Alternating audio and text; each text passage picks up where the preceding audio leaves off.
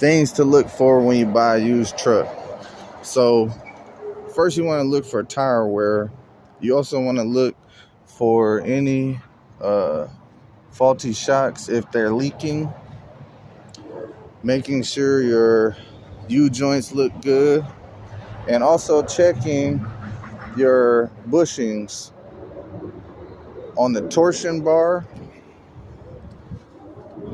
and on the leaf axle.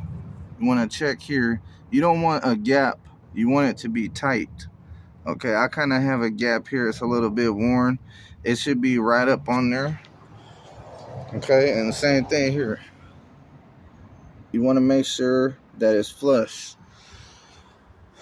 Aside from tire wear and bushings, just overall looking at the condition,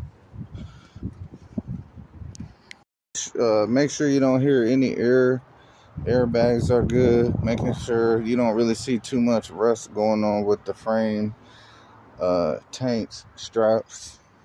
Now there are some things you might not be able to see with your front axle. You might want to have a mechanic jack the truck up so you can check if your kingpins are good. And what happens is when you lift the wheel up, if you have any movement side to side or otherwise, it's an indicator of bad kingpins. And the kingpins are basically where the knuckle of the wheel connects to the front axle. This is the front axle. You see the U-bolt here? And you have to know what kind of axle you have and what kind of kingpins are serviceable. On my truck, my radiator went out. It's hard to tell. You can't really see the radiator, you know. You would really have to rip it apart. And just to inspect the truck, I'm not sure it's worth it. But you might want to hit the tensioner, get the belt off of your alternator, and check the pulley.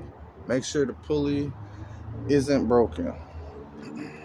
And other than that, making sure your steering box is good. You don't have a lot of movement there, no leakage. You know, and those are things to look for aside from what else you may consider with the ECM, any engine codes. You know, because you're not going to be able to see what's going on inside of the engine or inside of the DEF and DPF system. But hopefully your codes are going to show you that. So I say those are other things to look for if you buy a truck. You know, and checking your cotter pins and making sure everything is there and it seems tight. You might want to read your batteries aside from the alternator pulley. You know, if you can get to the steps, check your batteries. And I'd say those are some of the best suggestions I could give you as far as things to look for. Yeah, and making sure you check your torsion bars on the differentials and the bushings inside of it, and making sure they're not worn.